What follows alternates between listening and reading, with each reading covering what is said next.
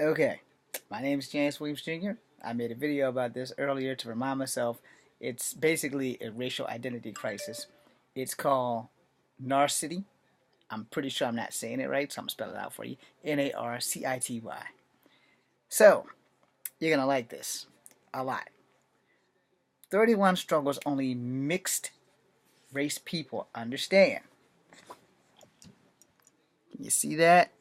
31 struggles only mixed race people understand. Welcome to my world, people. I'm not alone in this. It's nice to know. Living life half time. Alright. Let me just begin saying I'm not a halfie. I'm reading this straight up as I see it. So you guys are going to have to enjoy this, and then I'm going to do another video most likely about the whole damn thing. I personally think it's pretty cool since obviously I've never been or will ever get to be one because halfie babies are the cutest. Yay. Also, 9 reasons why you need Vancouver girlfriends in your life. That sounds interesting. Hope she likes these. I got them from school today. Alright. But even though it seems to me that being mixed race is pretty freaking cool, I think it is also I think most halfies would agree. Halfies. Most halfies would agree that there is definitely some struggles in the single race people will never experience. But halfies, guess that's a new word for half breeds, I don't know, do on a daily basis. One, so since I'm not mixed, I've taken the liberty of asking those who are a few questions about the struggles for being half, and this is what they came up with. Disclaimer: half and mixed will kind of be used interchangeably. Sorry. Alright, I'm liking this person. So they asked people like me, but they didn't come and ask me. Your first conversation with anyone most likely is going to be about your race. Being tired of explaining what your mixed is and having to justify it. Your others, you often run into people speaking to you in a foreign language like you should know it. Yes, that has happened. People thought I was Mexican.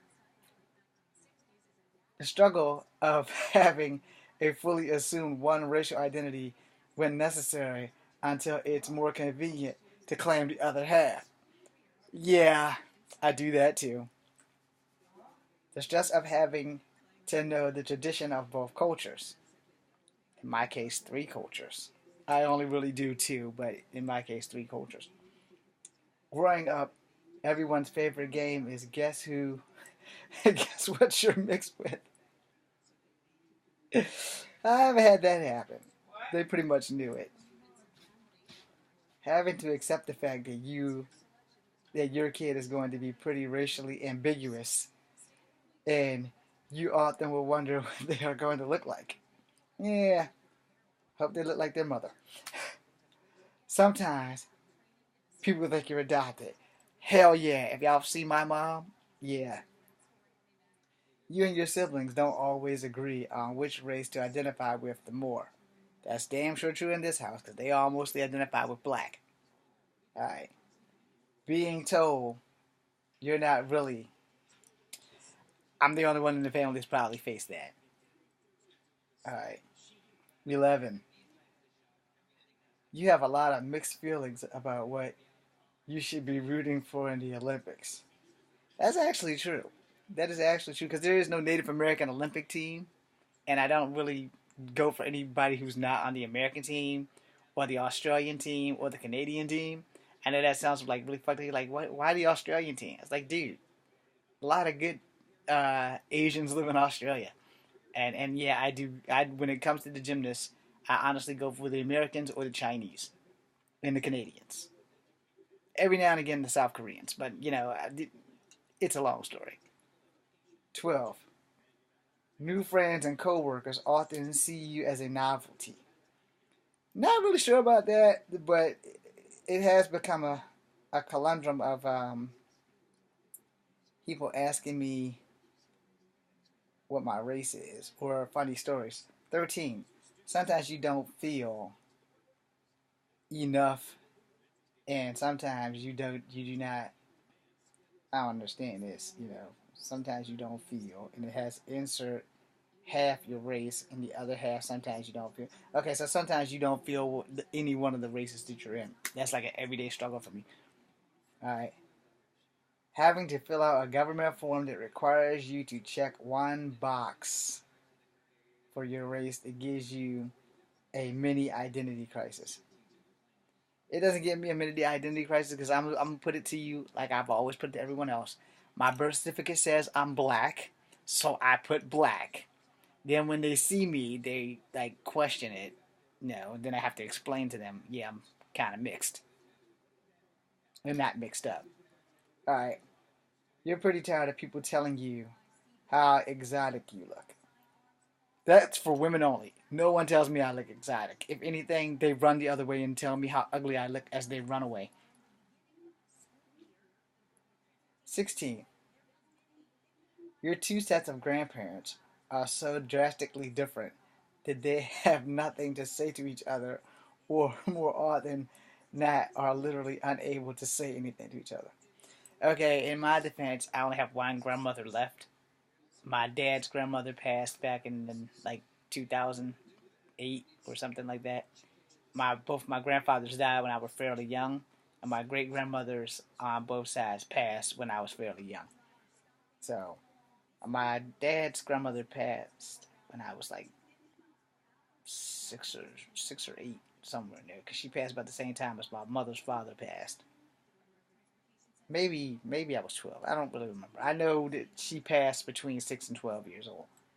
All right, so we're on 17.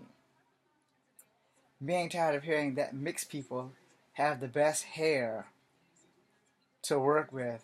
OMG, I wish I had mixed people's hair. Really? Really? Yeah. I wish my hair was either straight or straighter than it is now. 18. In high school, you probably went through a series of racial identity crisis. No, I was too busy being bullied to worry about racial identity. Lunchtime in elementary school was always a surprise, quite literally in the bag. No, we had free lunch. We had those lunch ticket things. Why's this clasp keep rolling around? I hate that shit. There should be an easier way for your dog tags to not have that damn thing roll. Where was I? Alright, we're on 20. Sometimes when you look at your parents and then you look at yourself and just don't see the similarities. Yeah, yeah, that happens a lot. 21. You're tired of hearing, you're tired of hearing, but your brother, sister looks oh so much more than you. Yeah, because a couple of my siblings look more white. So my household's very colorful. If we took a family picture, you fucking get the shock of your life. Okay, number 22. Or hearing, you don't look anything like your brother or sister. Get that a lot too. But I also have, it's 7 of us, so we all look different. Desperately wanting to sing We Are Family song upon meeting another person who is exactly your mix. I haven't really met too many other people who are exactly Native American black and white. Most of the people are either like half black and half white, or half Chinese and black, or half something. I've never really met someone who's exactly my mix outside of my own family, and most of them don't even acknowledge that shit. They just want to be black. That's fine. I prefer to be more Native American than black. Having twice as many family events to go to because of you're celebrating the holidays of both cultures. Nope. We just celebrate culture. We don't have all that shit. My dad and them didn't have it, so I'm knowing that we didn't have it. My mom and them, if they had it, they were poor, man. So all that celebrating, not an option. 25. Having a laundry list of mixes. You could say you and nobody can fact check you. Well, I don't know what that means, but yeah, I guess that does happen because being that I'm part Cherokee on both sides and part black on both sides and part white only on one side, which would be my mom's side, you know, it's not a whole lot of fact checking you can do. If you see my mom, you'd see that there's a lot of white in her. Your parents speak two languages and you mix them and you mix words and the people don't get what you say. We don't have that problem. We only speak one language. So apparently my dad never learned Cherokee from his mother or his grandmother, and apparently my mom and her mom never learned Cherokee. So that's that in a nutshell. People get really confused by your family name when it doesn't quite seem to match your accent. I don't think I have an accent, but my last name's Williams, a slave name, so it is what it is. But worse than that, my grandmother on my father's side, her mother's last name was Wallace, and she's full-blooded Cherokee, so we don't know how the fuck you get Wallace. That's not a traditional name, but I think because of assimilation, they just took names that they could spell. Okay, 28.